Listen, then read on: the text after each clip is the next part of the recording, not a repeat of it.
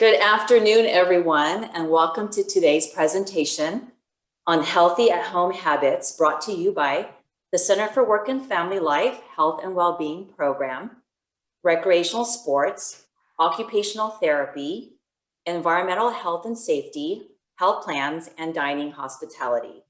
We are so excited to have you here with us today so we can share expert tips and resources on ways to promote health and well-being among our Trojan community. What a great turnout today. I wanted to take a few minutes to introduce myself. I'm Julie Chabdi, Health and Wellbeing Program Manager with the Center for Work and Family Life. I am new to USC, started about 3 months ago, and previously worked at UC Riverside for 12 years as the Faculty and Staff Wellness Program Manager and co-chair of UCR Healthy Campus.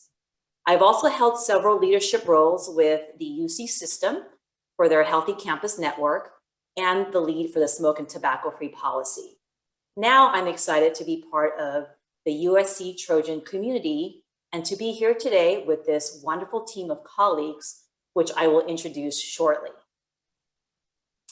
A few housekeeping items. We would like to invite you all to stand if you're able to and stretch anytime during today's presentation. So feel free to get up, move around, and shake it out. Please mute your audio to minimize any background noise until we open it up for Q&A at the very end. Feel free to use the chat function to make comments or to ask questions, and our presenters will assist in responding.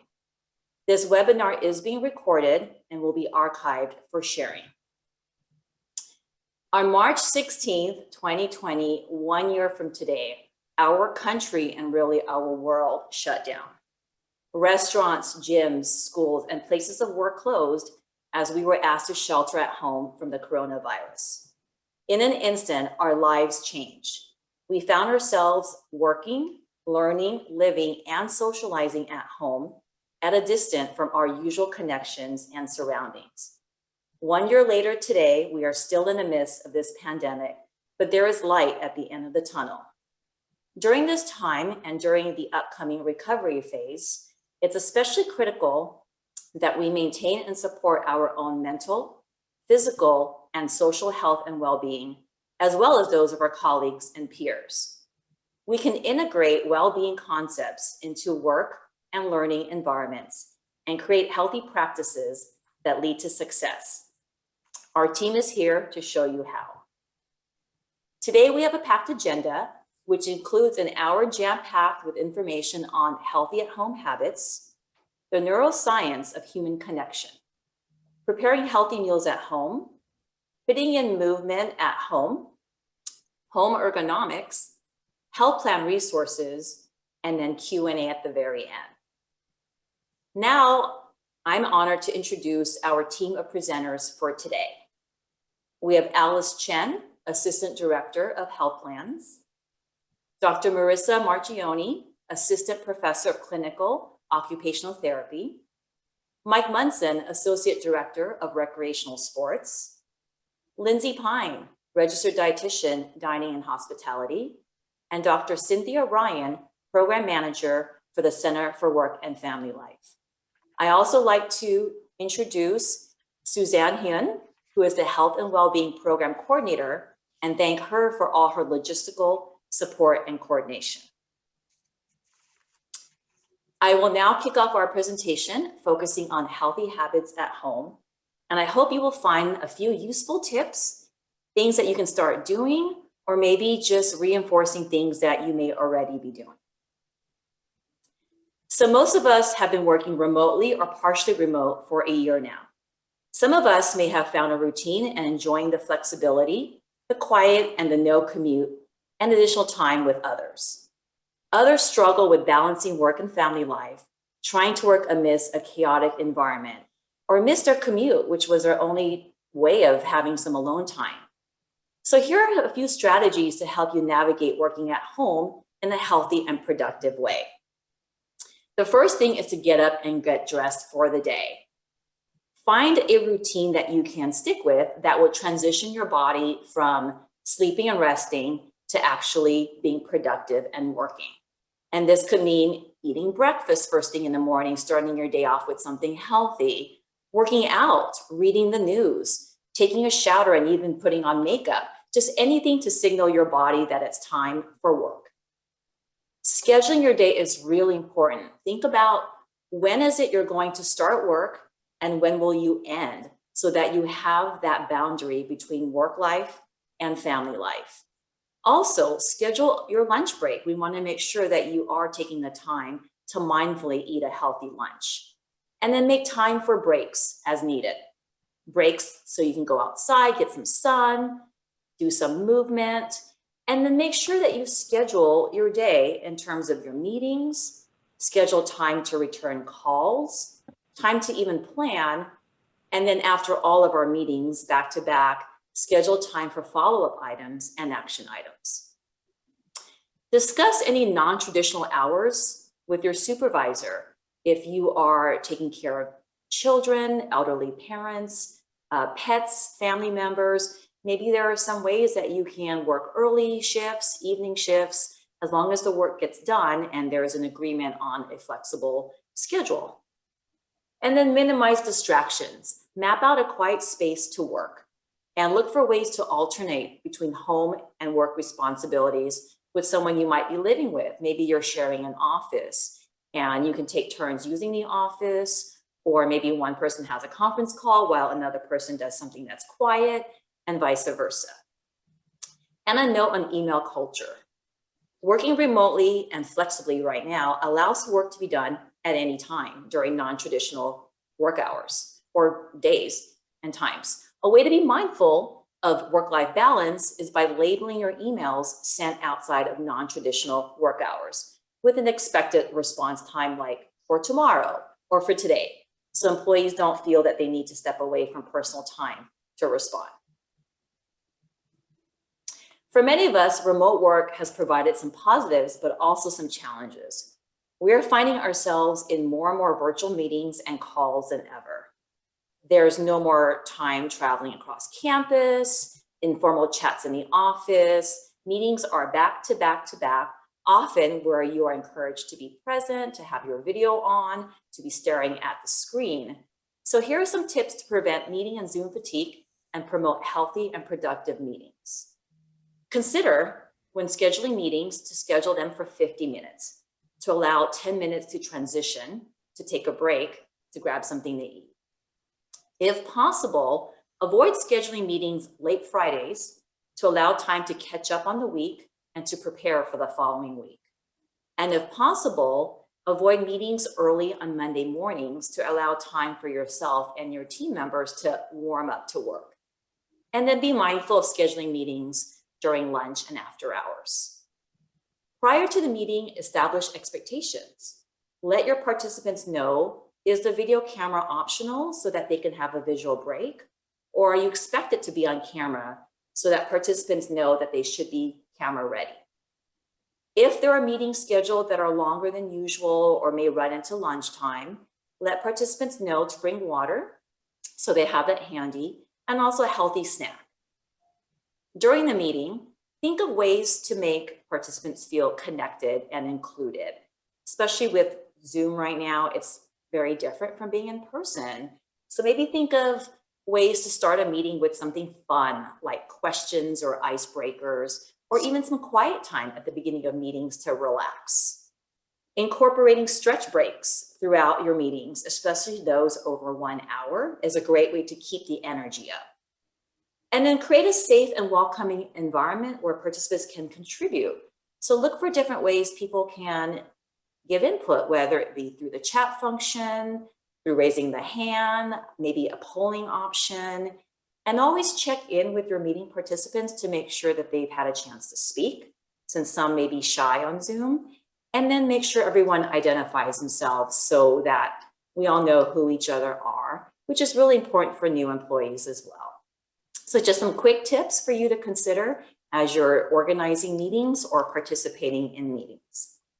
And with that, I'm going to turn it over to our next presenter, Dr. Cynthia Ryan from the Center for Work and Family Life.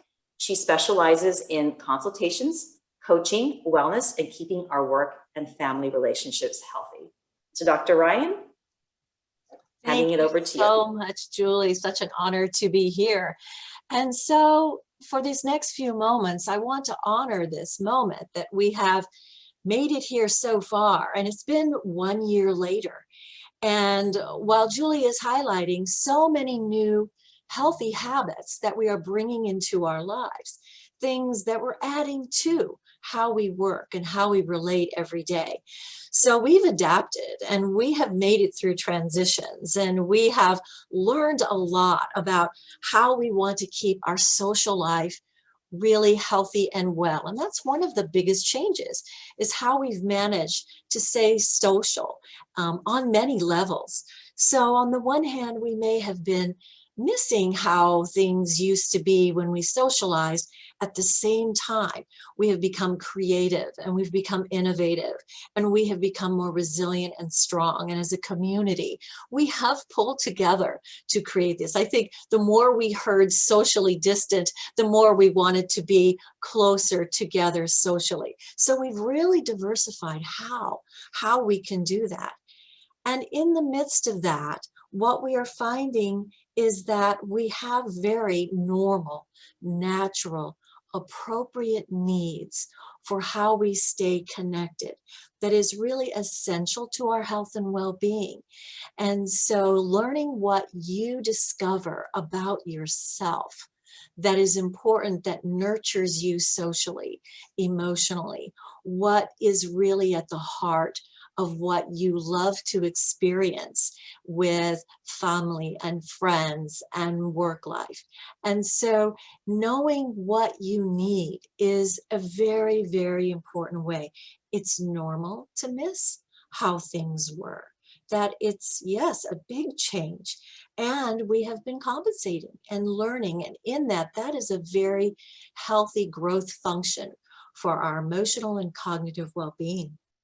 It's natural to feel fatigue. The more we have created some complexity and ways of balancing, yes, it takes more energy. So essentially, the self-care is just so important. So knowing what you need for self-care to keep replenished, because we are continuing. This is our ongoing way of life now in adapting to changes that we are experiencing. And then, feel your needs are essential. They're not indicative. They're sort of like our emotional messaging. It's telling us what's important to kind of keep and sustain our strength and our endurance and where we go. So keeping that in perspective that, oh, okay, I need this. That must be telling me something important to continue and learn and grow from. So while we're finding this, I think underneath it, we're going to see the source of really how you care for yourself and how and what you want to bring forward in your social realm. That we want to keep, utmost compassion for ourselves.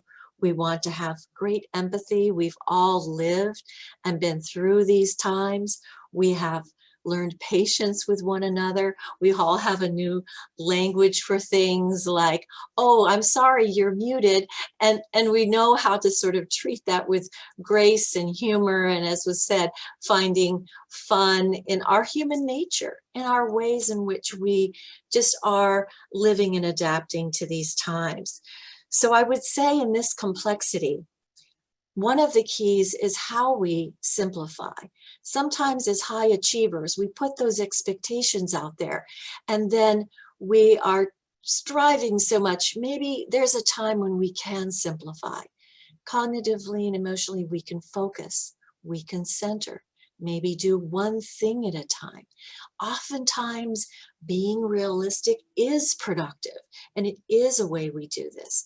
So finding our pace, knowing how we kind of navigate. It's like the ocean. Sometimes we're going to ride a wave and sometimes we're going to really crest the wave. There may be ways in which we just actually go with different motions of what happens. So plan for them.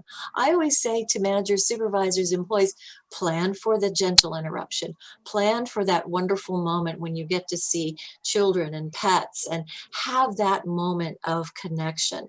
That's really sometimes the opportunity that we have to keep our social world healthy and well. We need to know what we absolutely need. So if it starts the day with, I know I really need to get this done, let yourself prioritize it. Let yourself have what you need to know you are fulfilled and accomplishing what is healthy for you. And, ultimately, we're going to encourage the positive connection comes from a positive outlook. How do we stay optimistic? We may have to look at all that's out there and realize, wow, this I got done and it was really a good and healthy and positive experience. So notice within. Oftentimes, because we're achieving a lot, we're highly productive, we want to get things done, we can have a lot of internal self-dialogue that we may want to know is positive, encouraging, supportive, and manage those moments when we can sort of build on the most positive messaging from within. So ultimately, we want to maximize how do we stay connected in the best way possible. So next I want to kind of move into, well, okay, how do we do that? And, this is where I'm really encouraging you that, while we've had to pivot, that's been our new frame of reference, we can create pivotal moments. And a pivotal moment might be noticing, wow, I just really want to pay attention. Pay attention to this person, this conversation, this message, this idea. This is where we can really create our own pivotal moment that not only is there, but nourishes ourselves. So that's a really essential piece of this. So what would that take?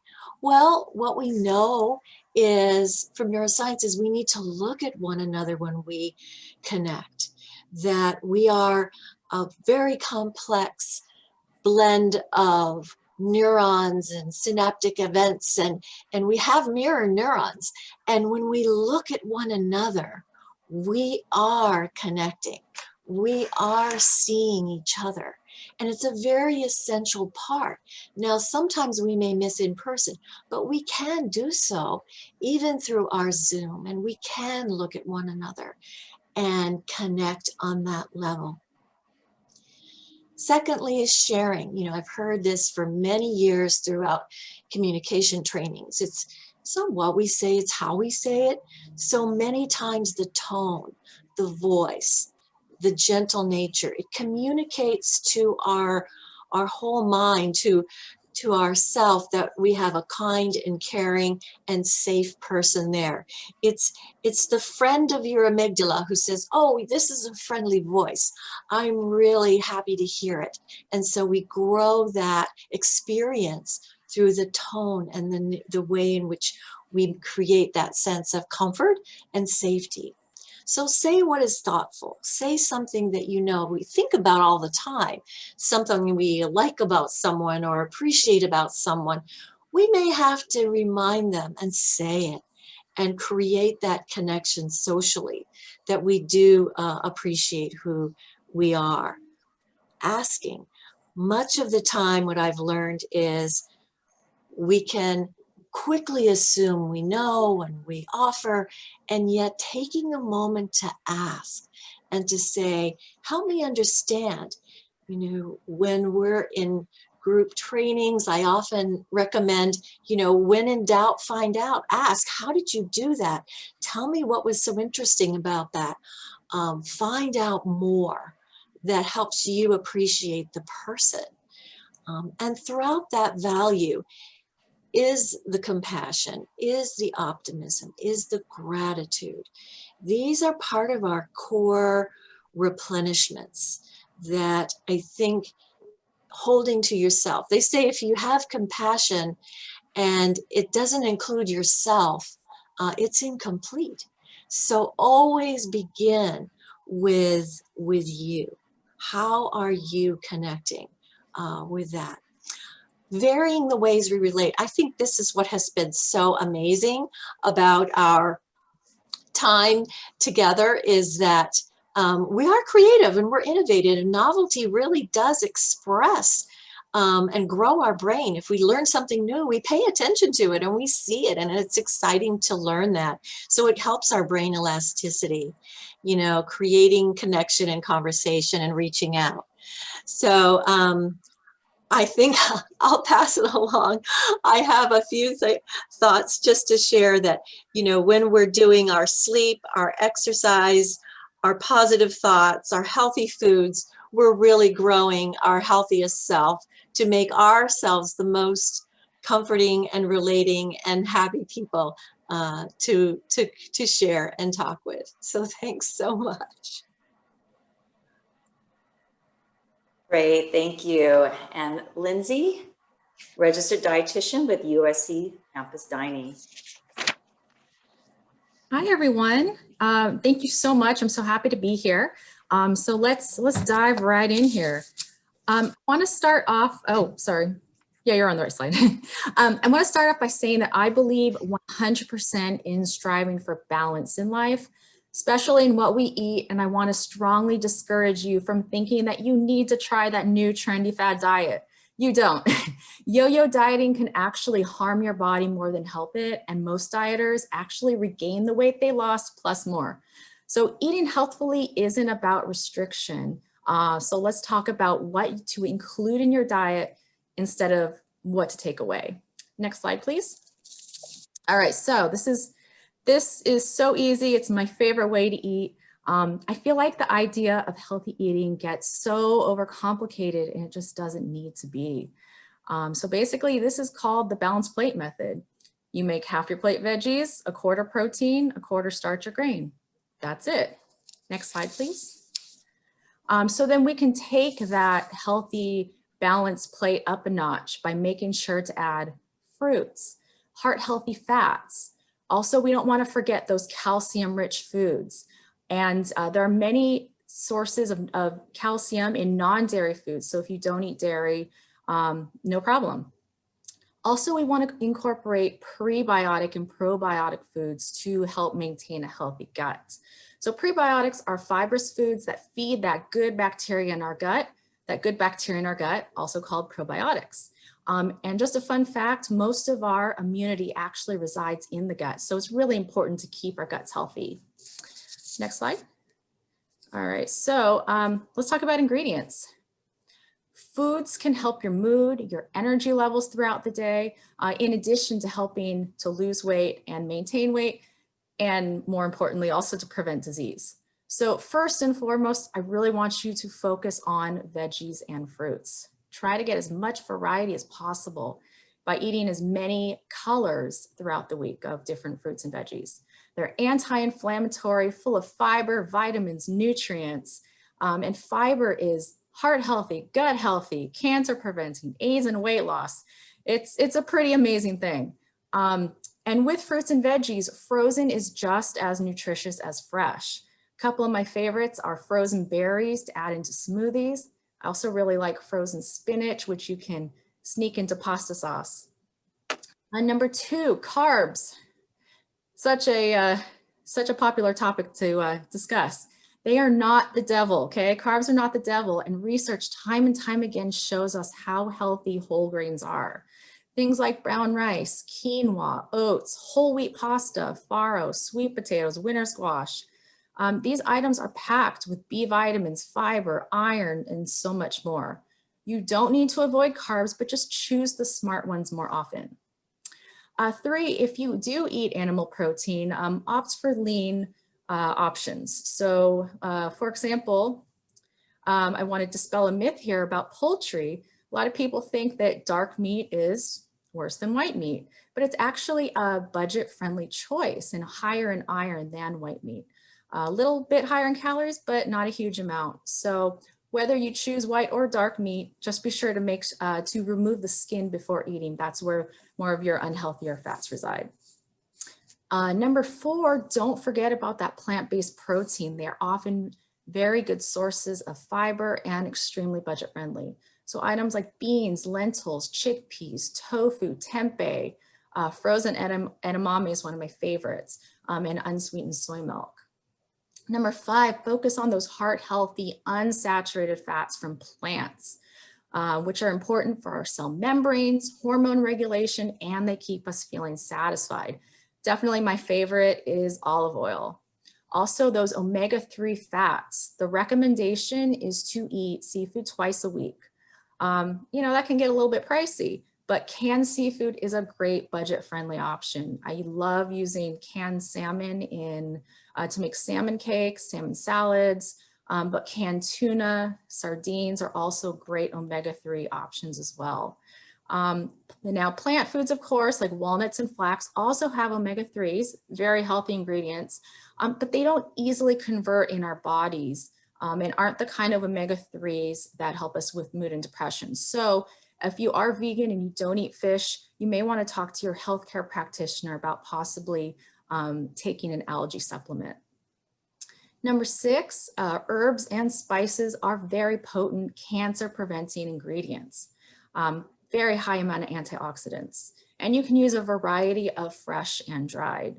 A couple of my favorites would be turmeric combined with black pepper. The black pepper makes it more potent.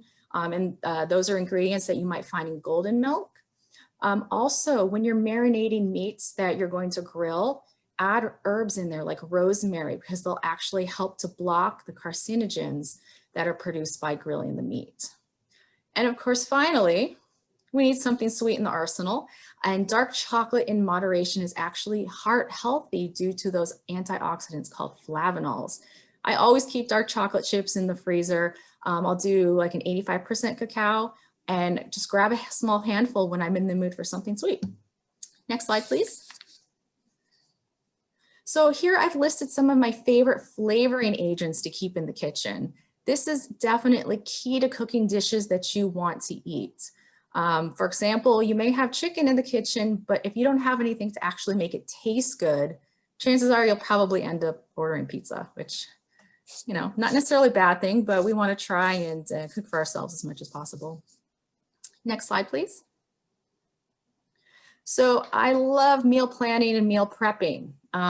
They are great ways to save time and money. And the great thing is there's no one way to do these things. It could look like making an extra serving of the dinner you plan to make tonight, or maybe you want to make a soup or a casserole, put it in the freezer for a later time when you don't feel like cooking. So meal planning is simply figuring out what you want to make for the week. Take that a step further and you have meal prepping, where you cook multiple days worth of meals all in one day, and then you put everything in individual containers. This is a great method for portion control because you pre-portioned everything in advance. Now, I personally often use a style called buffet meal prepping, which may be a new term for you. Instead of making individual servings of specific dishes, you instead make big batches of staples that you can mix and match throughout the week. So that could look like making a big batch of beans, lentils, maybe a whole grain like quinoa, maybe a protein like grilled chicken and roasted salmon. Then it's so easy to throw together a healthy meal if you already have some of those main elements prepared.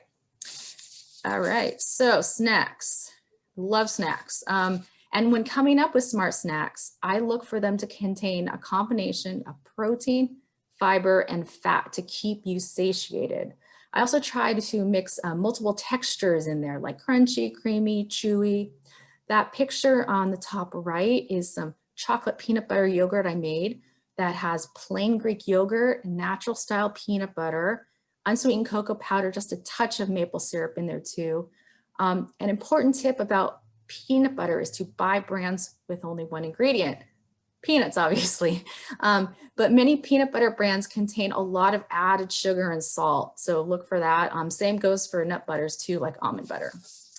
So be sure to check out the nutrition page on the USC Hospitality website. There are so many nutrition articles on there written by myself and our dietetic interns, including that balanced plate handout that I had showed you earlier. Next slide. And also, if you have a general question, feel free to email me. At the bottom of the page on that website, you'll see there's an Ask the Dietitian button, and your email will be confidential and go straight to me. So thank you so much. Wonderful. Thank you, Lindsay. And now I'd like to introduce Mike Munson, Recreational Sports. Good afternoon, everybody. Appreciate the opportunity to share some of our programs from Recreational Sports, mostly rebranded under the term USC Stay Active. I think the first takeaway that I'll give everybody during the presentation is, remember a long time ago when humans used to fly on airplanes and the flight attendant would come on and say, if the oxygen mask comes down, please take care of yourself before you take care of others. My main takeaway is, please make yourself a priority. So some of these tips I think will help you to stay active. Putting things onto your schedule, getting up and walking, using a step tracker, different types of break workouts that you can do, mini sessions. We have a bunch of online live classes that you can take. We also have YouTube channels where you can utilize some of our quick stretching and quick little workouts that you can use that 5-minute break in your meetings when you're working with your different units and your different folks that you're on Zoom with. There's different types of mindful movement, whether it's yoga or Pilates that we do. The other takeaway for you throughout this is find a workout buddy. If you can hold each other accountable and give yourself the different types of credit for showing up and working out together, you're more apt to do these types of things. I used to have some really good friends that we worked out and did racquetball every day in person. During COVID, we were not able to do that. So I've met a whole bunch of new people online to be able to do online soul line dancing. So find what works for you and make those connections and hold each other accountable. You know, it's about having fun. Find the exercise that you enjoy. There's a whole bunch of different classes that we'll go through in the next slide. There's also a whole bunch of videos. We're offering free workout classes throughout the semester.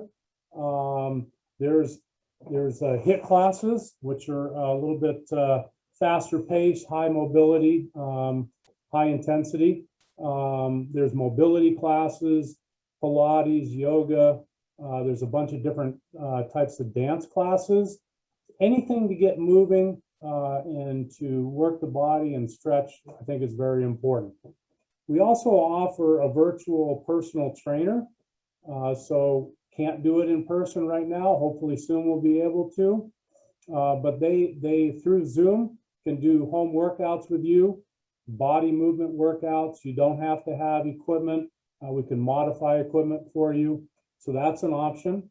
The other thing that we're offering is a free 10-minute fitness consulting with one of our fitness coordinators, full-time professionals. And they can kind of game plan for you, tell you what's available, what you might do on your own, some different resources, whether it's through Rec Sports or out on the internet. We also have virtual private Pilates classes. So there's things that we have shifted and changed now that we're online in COVID. We still feel that the online virtual classes will still continue after we're back full-time for the convenience factor. Less of a commute.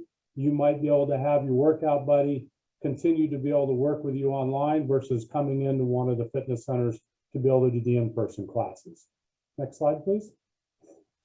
There's kind of a look of the overview of the classes that we're offering in the spring for free. So like I said, different types of Pilates, yoga, HIIT classes, and dance classes. Next slide. And we talked a little bit before about our personal training, private Pilates, kind of that check-in with a trainer for the info sessions, kind of that 10-minute checkup. And the next one. Again, these are some of the packages that we're offering for that more individual one-on-one type of a personal training.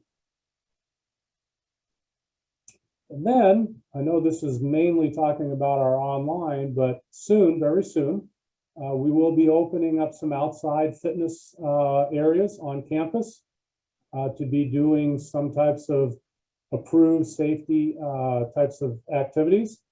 And then keep our fingers crossed, we should be opening up our fitness centers. We have 3 fitness centers across, 2 on the main campus and 1 over in Health Science campus. And those are some of the different types of activities that we're offering once we get back to in-person. And the memberships for faculty and staff are as low as $25 a month. And then group fitness for $15 a month. And remember that those fees can be offset by the university's health incentive program. So you could be being a member of the Lions Center, one of the other fitness centers, and get it all reimbursed. Next slide, please, Julie.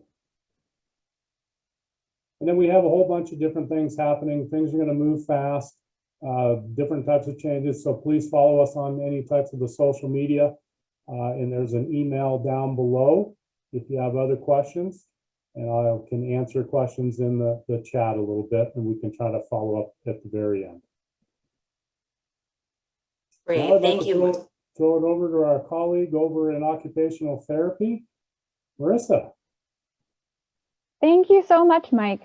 And after talking about all of those fun fitness things and opportunities there, I want to encourage everyone to take a pause and check in with themselves as we begin talking about ergonomics and being comfortable while working from home. So I'm going to encourage you all to check in with yourself, maybe move around a bit if you haven't done that yet. Maybe offer your body a quick stretch or a couple of wiggles. Maybe you stretch your neck because you've been looking at that screen, or maybe a little bit, you want to round out those wrists because you've been mousing and typing. So whatever your body is calling you to do, I call you to respond to it. Now, no matter what kind of work you do, or no matter where you're working from, you might be exposed to some of these ergonomic risk factors that I have here on this slide. So the first of those ergonomic risk factors is force. Now, any one of these risk factors can contribute to discomfort while working. So that's why we want to avoid them if we can. So force is muscular effort. It's different throughout the whole body. You may not even think of typing or mousing as being forceful, but when you're talking about these smaller parts of your body, a little bit of force goes a long way. So if you notice that maybe you're very invested and enthusiastically typing up that response to an email, or excitedly writing up that grant proposal, or whatever else it is that you're typing about, check in with the amount of force that you're utilizing to type and to mouse, and try to relax your hands and your muscles throughout your body. The second of the ergonomic risk factors is awkward postures, which really means any time that any part of your body is out of a neutral alignment. That can happen in your spine, it can happen with your hands, it can even happen with your lower body, and really any joint out of alignment. It functions within degrees, right? So if we're here and we're only a little bit out of alignment in our wrist, maybe that's not as severe as if we were very much out of alignment. And all of these risk factors really compound and work together. Now, the third is repetition. And maybe this one's pretty clear already, but you may not think about this time you spend working as also being related to repetition. So the longer that we're working, maybe you're pulling in a 9 or 10 hour day that day, we've been experiencing more repetition in our fingers, our hands, and even in our position. And the other thing to consider that maybe is a little less obvious with repetition is that if we do lots of similar movements, that also counts as repetition. So typing and mousing, and maybe even using your cell phone, all have a lot of very similar movements, which can contribute to the amount of repetition in those activities. The next is contact stress. And really that's any time one of your soft tissues make contact with hard surfaces.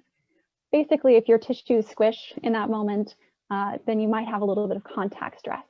And I think we are most often experiencing this in working from home when sitting perhaps on a cushion or a lack of a cushion, where we have a little bit more contact stress for sitting on maybe a kitchen chair or something along those lines. Or perhaps the surface that we're working on is not as smooth in its edges as what we might have at work. And so that edge of that kitchen table might give you a little bit of contact stress. Now, the last of the risk factors is vibration. And really, we most often see this when working with hand tools or heavy machinery. So if that's not your kind of work, you may not think that you're exposed to it, but sometimes it happens even in computer-based work if we're typing or working on a bouncy or less stable surface. So all of these risk factors are things to check in on. Now, we're moving into a full body check. So if you happen to be wherever it is that you work from home right now, I encourage you to check your workstation. And if not, keep in mind some of these joint angles and other keys when you do return to wherever it is that you would be working from.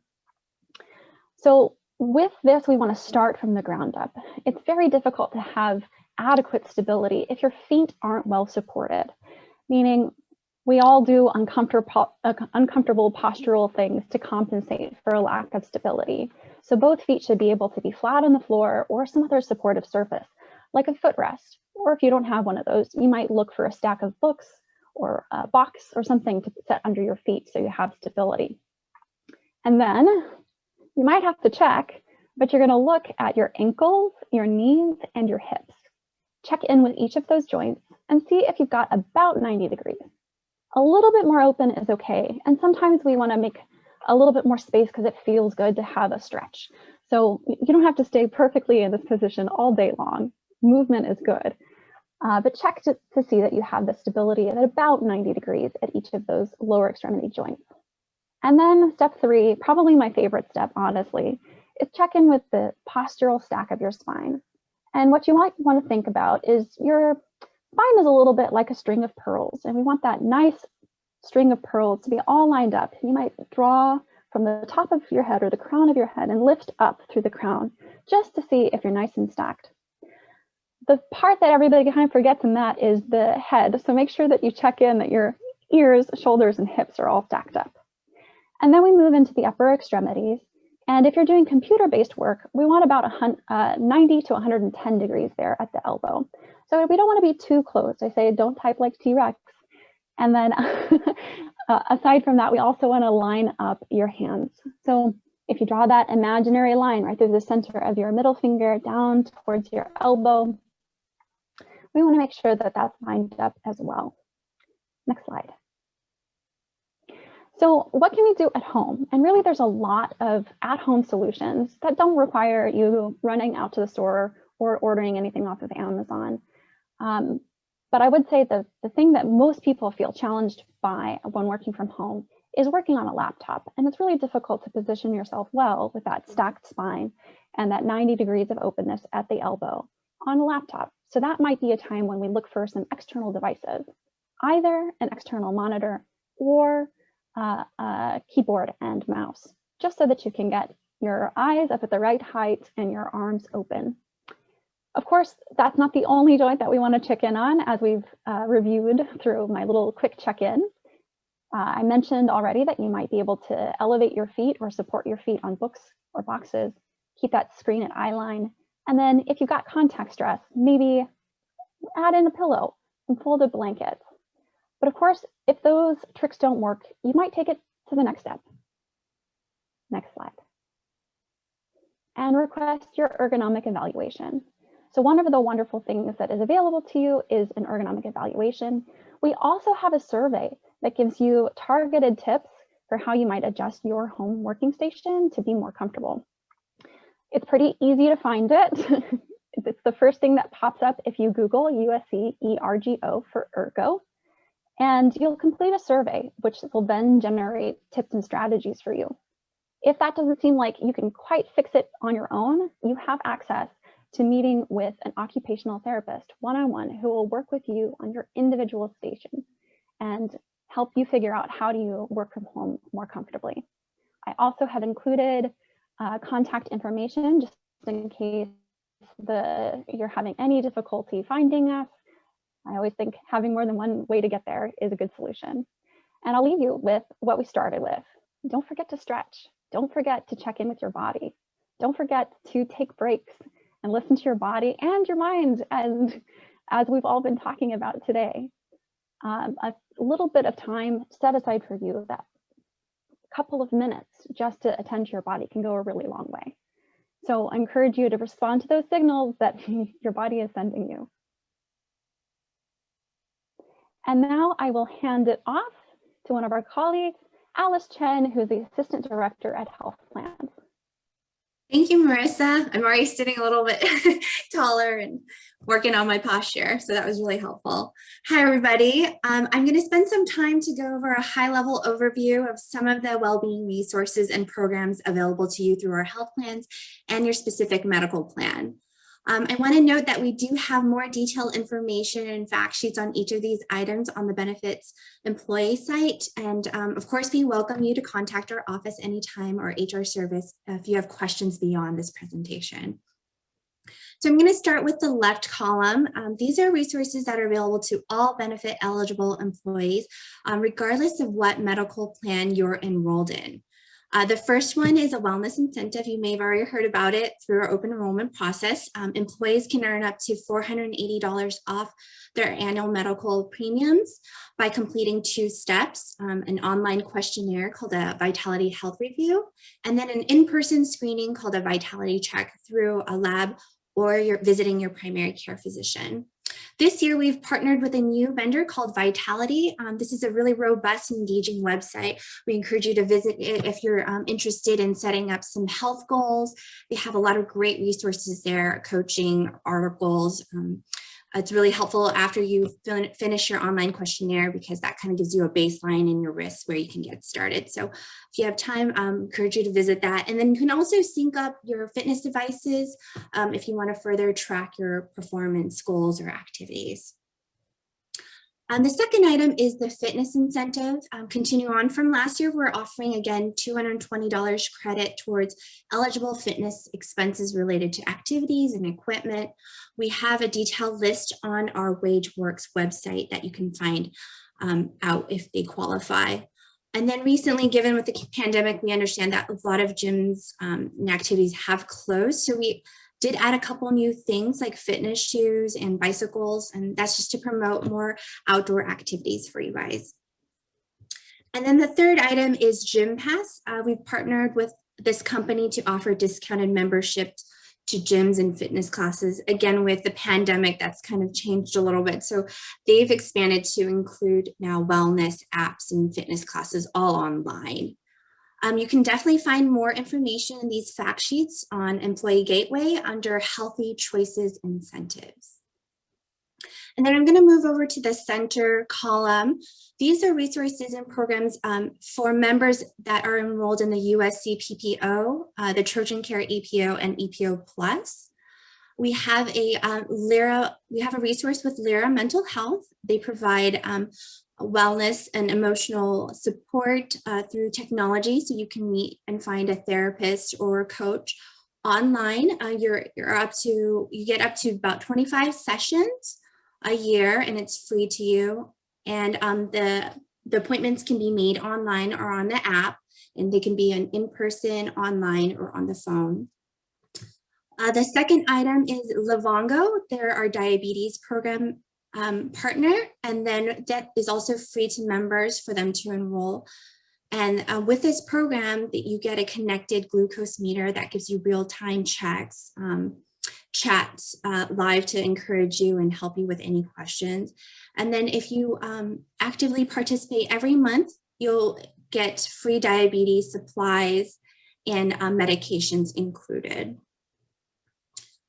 The third item is USC Premier Care. So if you're currently getting care or interested in getting care at CAC Medicine or with the USC Care providers, this is a free service they offer. It's like a concierge service to you. They can help with scheduling appointments, making sure you're on track with your screenings. If you're hospitalized, they'll help with care transitions. And then they also have additional clinical programs to address issues like hypertension and diabetes. And then the last item I want to highlight for the PPO and EPO members is Live Health Online. I know a lot of us don't want to leave our homes to see doctors nowadays, so this is a telehealth option to you. You can see primary care providers there as well as behavioral health providers. The standard copay for office visits would apply here. And then I'm going to scroll to the right column for Anthem HMO members. They have a new program or partnership with MyStrength. It's a free online and mobile program through to help you with emotional health and well-being. You can also find some therapists there. And then we have a flyer online that you can check out under the Anthem HMO plan documents that kind of walks you through step-by-step of how to download that. Other programs that are available for Anthem HMO members are condition care. That is more if you have ongoing health conditions. They do have a care management and nurse team that can assist you further. If you're planning to get pregnant or doing some future mom planning, they also have a program for moms to help you track in your pregnancy, make sure you're doing all the healthy steps to keep your baby safe. They check on your emotional health as well. And then there's a 24/7 nurse care hotline as well if you have any questions related to your care, ongoing care or insurance questions. And then the last portion is for Kaiser HMO members. They sent me a plethora of resources to you, lots of flyers online, so I encourage you to check out the plan documents under Kaiser. They have a whole program dedicated to mental health, some classes and coaching. So whatever your health goals are, whether you want to quit tobacco, losing some weight, stress, you can access a coach, sign up for a class, or find a dedicated online program. And then they've also added some self-care apps free to you as a member. One of them is Calm app, and it's a meditation app. So you know that's usually not free when you go and sign up on your own, so that's a benefit. And then they also, like Anthem, have the MyStrength app you can download to find a mental and wellness therapist to assist you there. So again, we do have, this is quite a bit of information. I included some links. I know they're going to share this presentation after, and then I encourage you to just go on our employee website to find fact sheets and flyers for each of these in much more detail. Thank you so much. And now I'm just going to turn it back over to Julie for some time for open Q&A. Great, thank you, Allison, and thank you, everybody. So we have about 6 minutes for Q&A. And before I open the line to do so, I just want to let everyone know that we will be sending a feedback survey to all of you afterwards, and we would appreciate any feedback you have for us on this webinar, ways to improve, and topics for future suggestions, or if you would like to have this presentation brought to your departments or units, our team is happy to do so, and we can always repeat this presentation just for your unique team or unit. So with that, I'm going to stop sharing so we could see faces and ask the group if there's any questions anyone wants to ask the team of presenters. Feel free to unmute yourself and speak up since I can't see all 300 of you at once. Any questions from the group? Or Suzanne, are there anything in the chat that we can answer out loud? Okay. Julie, there was a general question, will the slides be made available after? And yeah. Great. I'm glad to hear there's interest for the slides.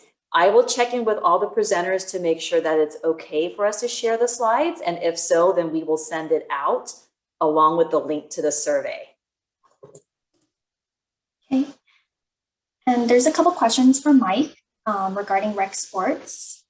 Are your trainers versed in helping those over the age of 65? Yes, definitely. We have trainers that have experience with the senior population and trainers that are experienced for modifications for pretty much any health need. Okay, and next question, could you tell us more about the phased reopening, such as making an appointment to use the pool? The appointments, once the facilities get open, pool I believe is going to open sometime next week. You'll have 2 days in advance to reserve a spot. Understand there will be limited availability, and you can go through the USC recreational sports page, and it'll direct you to where to make those reservations. Same way with the track and field and Birmingham intramural field.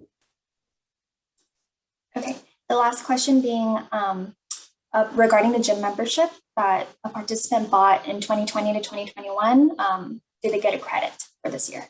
The members had the option to either take a credit or to push back their membership to when we were restarting.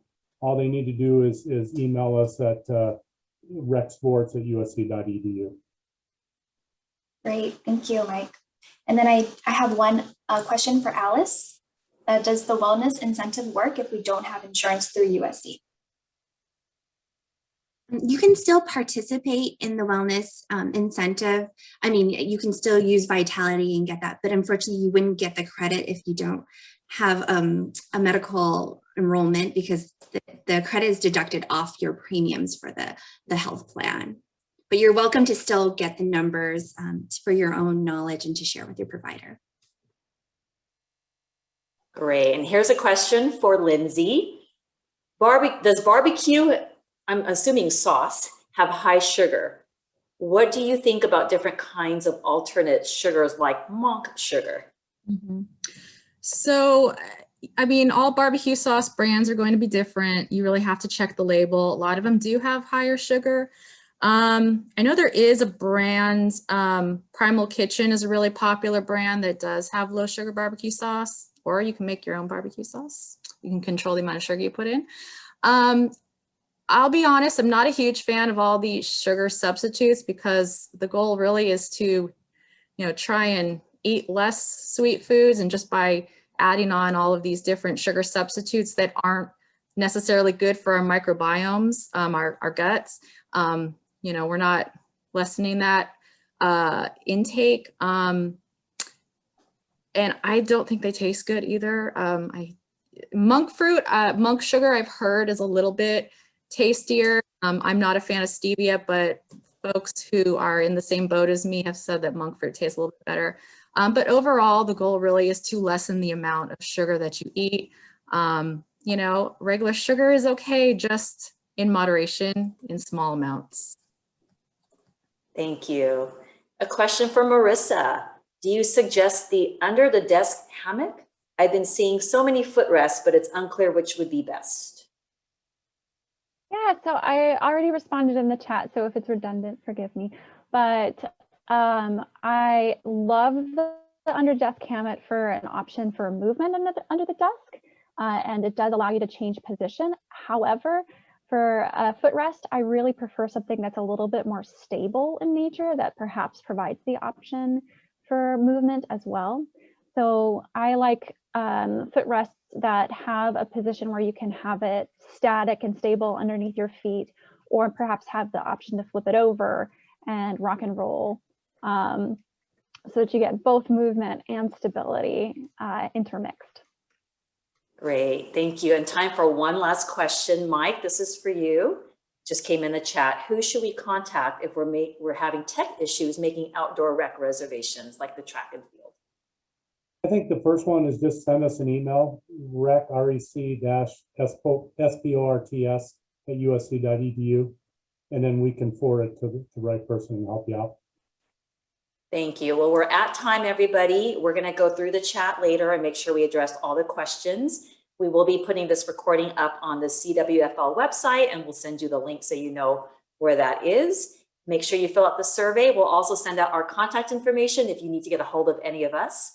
And with that, thank you so much for being part of this presentation. We are so happy to have all of you today and look forward to seeing you and meeting you in person as we return back to campus. So thank you.